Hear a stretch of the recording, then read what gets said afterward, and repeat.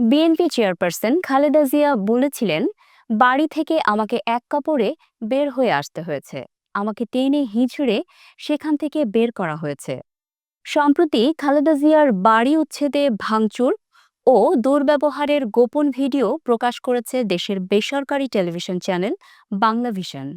শেখ হাসিনা নিজেই লন্ডনে এক অনুষ্ঠানে খালেদা জিয়াকে বাড়ি থেকে বের করে দেওয়ার আক্রোশের স্বীকারোক্তি দিয়েছিলেন।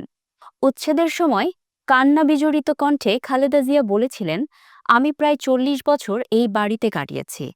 আমার স্বামী জীবন দেওয়ার পর তার অনেক স্মৃতি নিয়ে এই বাড়িতে ছিলাম। বর্তমান সরকার ক্ষমতায় আসার পর আমাকে এই বাড়ি থেকে বের করার ষড়যন্ত্র শুরু হয়। সরকার অযৌক্তিকভাবে যখন আমাকে বের করে দিতে চেয়েছিল, আমি সর্বোচ্চ আদালতের শরণাপন্ন হই।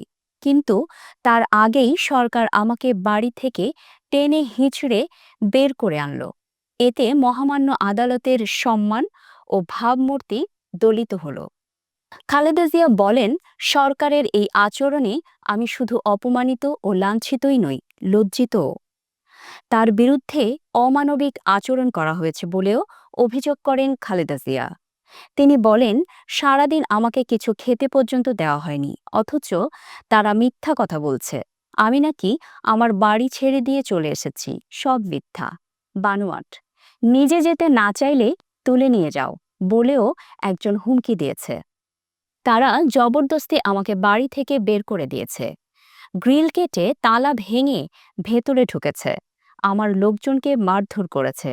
লাথি মেরে মেরে বেডরুমের দরজা ভেঙেছে। আমাকে টানতে টানতে বাইরে এনেছে।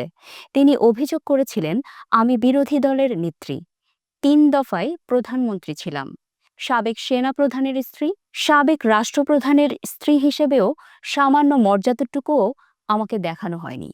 এতেই আমরা বুঝি এই সরকার সাধারণ মানুষের সঙ্গে কেমন আচরণ করবে।